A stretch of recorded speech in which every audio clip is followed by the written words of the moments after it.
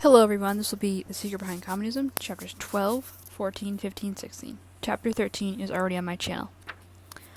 Chapter 12, Winston Churchill and the Truth About Bolshevism.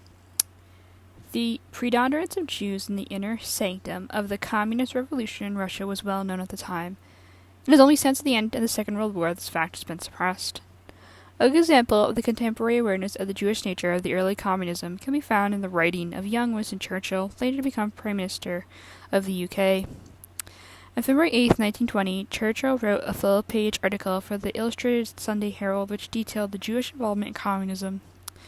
The article, titled Bolshevism versus Zionism, the struggle for the soul of the Jewish people, said that Jews were split between communism and Zionism.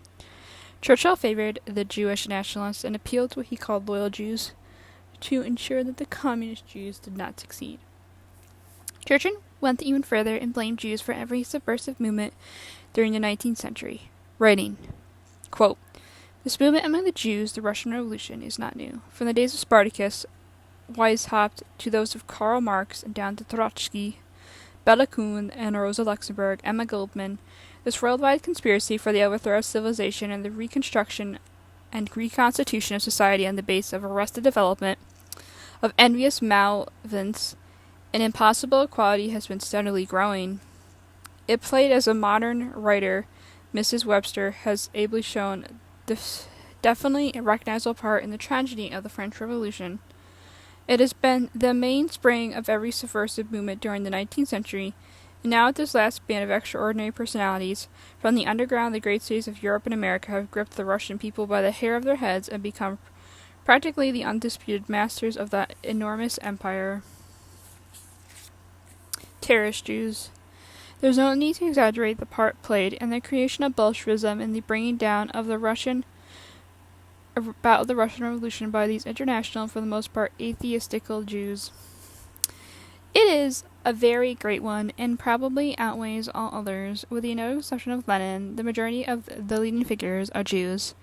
Moreover, the principal inspiration and driving power comes from the Jewish leaders. Thus, Chicherin, pure Russian, is eclipsed by his normal subordinate Lipnov, and the influence of the Russians like Berkman or Lukerensky cannot be compared to the power of Trotsky or of Zianov. The dictator of the Red Citadel, or Krashin or Radek, all Jews. In the Soviet institutions, the predominance of Jews is even more astounding. And the prominent, if not indeed the principal and part of the system of terrorism applied by the extraordinary commissions for combating counter-revolution has been taken by Jews, and in some notable cases by Jewesses. The same evil prominence was obtained by Jews in a brief period of terror in which Bela Kun ruled Hungary.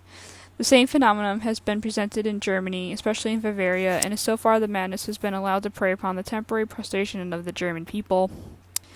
Although in these countries, where there are many non-Jews with as every whit bad as the worst of the Jewish revolutionaries, the part played in the latter is proportional in their numbers and the population is astounding." End quote. Churchill also pointed out that Leon Trotsky wanted to establish a worldwide communistic state under Jewish control. Chapter 14. The London Times Unmasked Bolshevism. The most exhaustive description of the Jewish composition of the Bolsheviks was made by Robert Wilton, a foreign correspondent for the Times of London, and the world's most respected newspaper at the time. Robert Wilton, distinguished correspondent of the Jewish Times, published the most complete list of Jews in the Bolshevik government. In 1920, he published a book in French, Les Derniers Jours des Romanovs, the last days of the Romanovs, where he showed the ethnic composition of the Bolshevik government now running Moscow.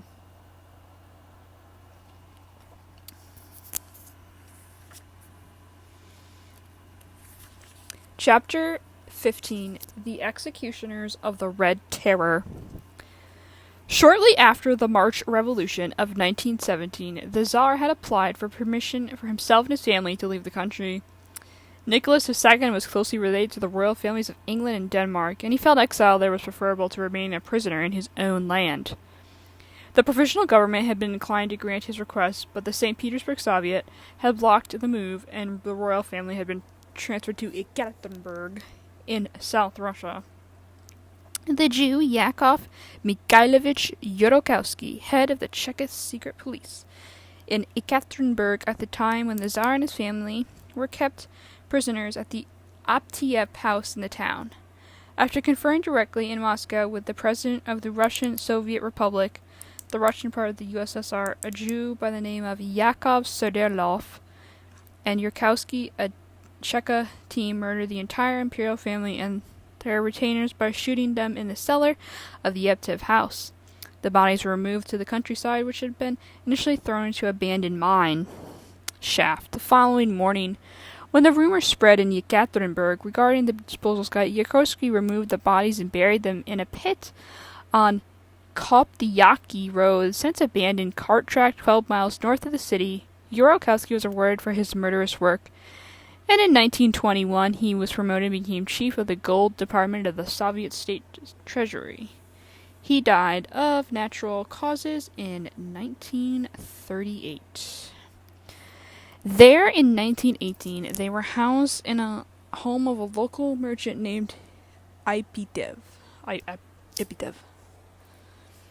On July 17th, anti-Bolshevik troops were advancing on Yekaterinburg, and a local commissioner by the name of Yurokowski ordered the family and their household servants to be executed. Yurokowski personally dispatched Nicholas with a pistol shot in the head. The rest of the family was executed by a firing squad. Their bodies were then soaked in oil and burned. Yekaterinburg was renamed for Sverdlovsk in honor of the Jew Yakov Sverdlov, president of the Soviet Republic at the time of the Tsar's execution. It was only renamed Yekaterinburg in 1991 following the dissolution of the Soviet Union. On August 30th, 1918, the Jew Uritsky, then head of the Cheka, was assassinated. On the same day, Lenin was seriously wounded in an assassination attempt. The assassins were both Jewish and both members of the Jewish-led Social Revolutionary Party, who had turned on the Bolsheviks for smashing up the Constituent Assembly. The Bolsheviks used these acts as an excuse for instituting the Red Terror, which began the following day, and which, in a sense, has continued to the present. Space does not simply permit us to give the adequate description of what followed. The entire membership of the Communist Party, in which 1918 numbered perhaps no more than 100,000, was turned into an instrument of murder. Its aims were twofold: to inspire dread and horror among the Russian masses, and to exterminate the middle and upper middle classes, known as the bourgeoisie. Men and women were executed or imprisoned not because of any offense, but simply because they belonged to the enemy class.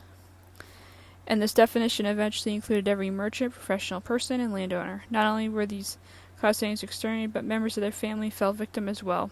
The Bolsheviks clearly adopted the practice of making hostages of the families of those who resisted the new order. David Shove, in his slavishly pro-Bolshevik Marxist book Lenin, gives the following description of the Red Terror in St. Petersburg. Little time was wasted shifting evidence and classifying people rounded up into these night raids. Woe to him who did not disarm all suspicion at once. The prisoners were generally hustled into the old police station not far from the Winter Palace. Here, without perfunctory interrogation, they were stood up against the courtyard wall and shot. The staccato sounds of death were muffled by the roar of motor trucks kept going for the purpose. This was the Red Terror in action.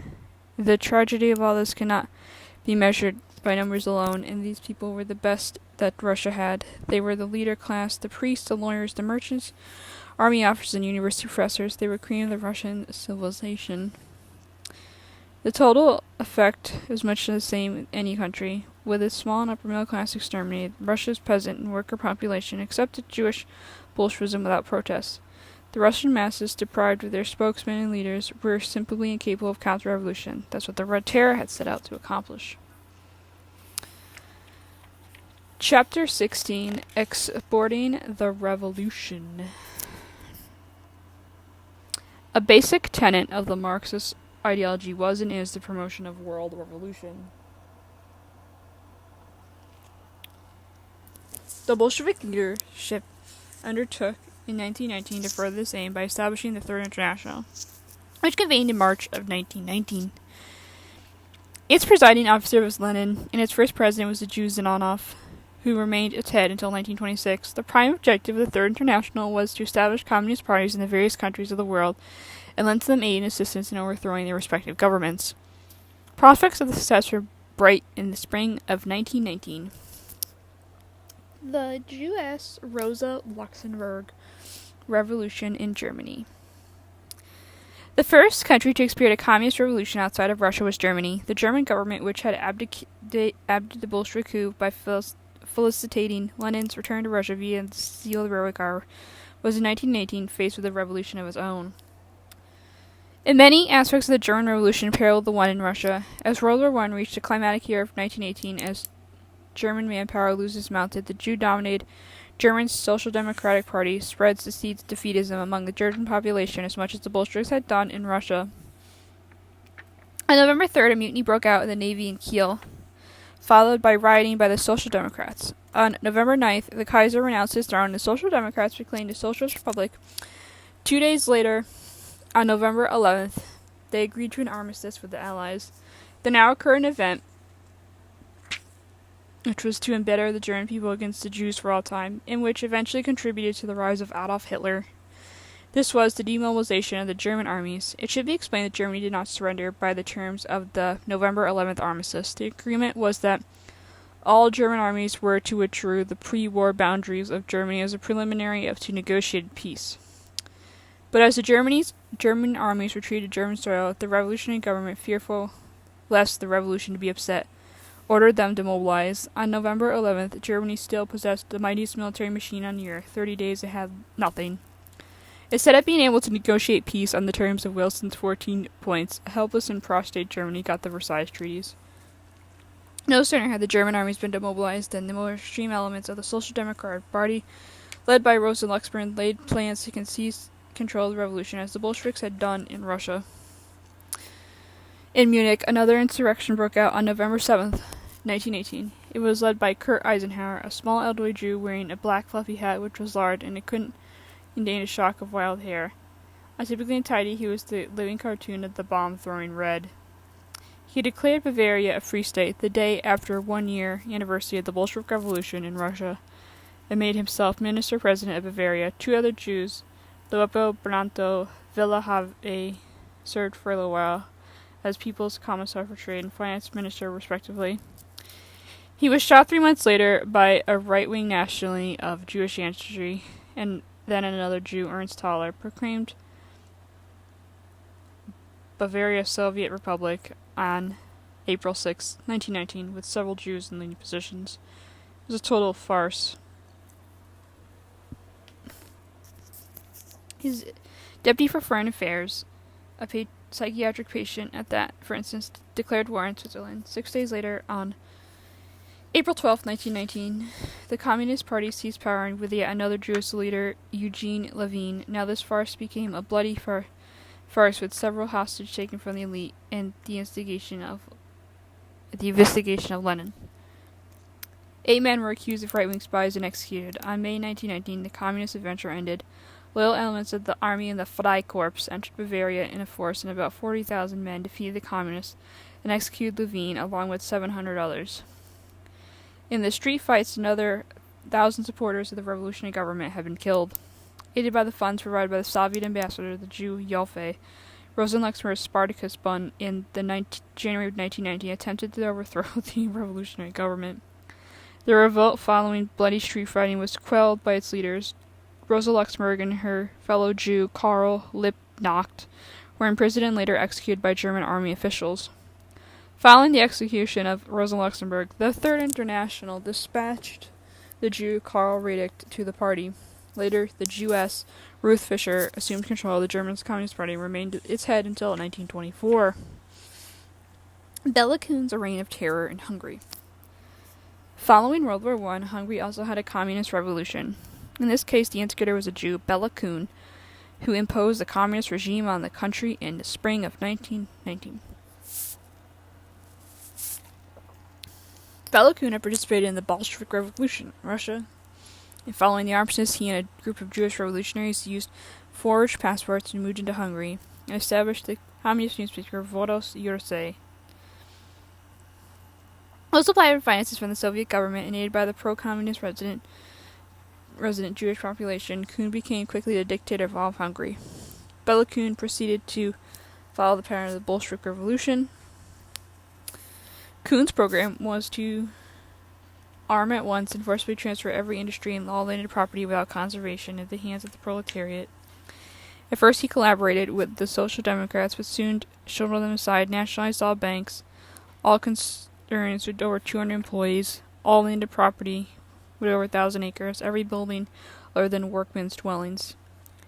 All the jewelry, all private property above the minimum was seized, servants abolished, bathrooms made public on Saturday nights, priests jailed with insane criminals, and shopkeepers employing paid assistants were declared unfit for society and their businesses were taken from them. The result of the program was in Russia economic and social chaos. The nationalization of every private bathroom in a country cannot be accomplished without profoundly affecting the social and moral tone of its society. Neither can the land, buildings, and industries of a nation be nationalized without creating havoc. As in Russia, such a program would only be enforced by resorting to the Red Terror. During the Hungarian Soviet Republic in 1919, Hero Square of Budapest was completely covered by red textile, and at the basement of the obelisk a new statue was erected. Marks with a worker and a peasant, and the statues of Hungarian national heroes were toppled. Hungarian national symbols were banned, and many Hungarian historic monuments were destroyed. During Bela Kun's 3-month reign of terror, tens of thousands of people, priests, army officers, merchants, landowners, professional people, were butchered. The communizing of the country's industrial and agricultural resources produced a famine in the cities, and thus combined with the peasantry's antipathy for Jews resulted in Kun's eventual overthrow. After 3 months of blood and murder and pillage, Bela Kun was deposed and interned into a lunatic asylum. Later he was released and returned to Russia, where he soon did control the Red Terror organization, the Cheka in South Russia. Once a repercussion of the association of Hungary's Jews with the suffering inflicted by the communists, since Kun and most of his colleagues were clearly Jewish, many Hungarians recognized the Jewish element in the Bolshevik conspiracy afoot in Central Europe. As Louis Berini observed, the personnel of the government were selected from the ranks of the agitators, about 94% of whose names tell us they were of Jewish origin. The country was then divided into districts, and the head of each district was a commissar was placed. It was not uncommon for Bolsheviks to appoint janitors of Jewish churches to offices of commissars who hollowed their hands in life and death of people in their districts. Terror squads were organized, and the Red Terror was in full swing.